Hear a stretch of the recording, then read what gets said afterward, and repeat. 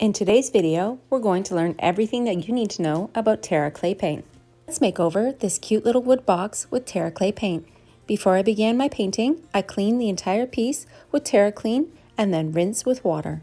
You can create texture by applying thicker or thinner coats and using tools such as your spatula, fingers, or whatever your heart desires. In building layers of Terra Clay Paint, it's important to let your first coat dry 2 to 24 hours depending on the thickness of your paint before applying the second coat.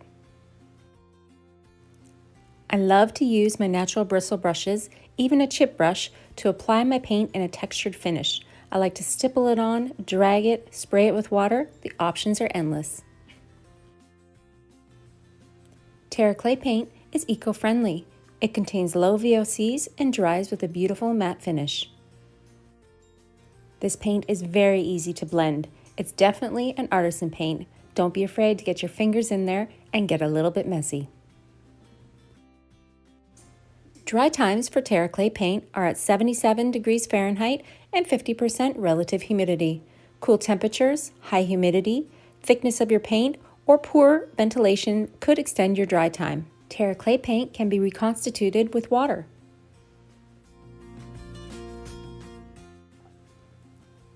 After you're finished painting your piece, make sure to wait 24 hours before applying your Terra Seal or Terra Tuff.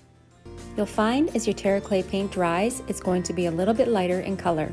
Don't worry, when you come in and seal your project, that vibrant, beautiful color will come right back to life.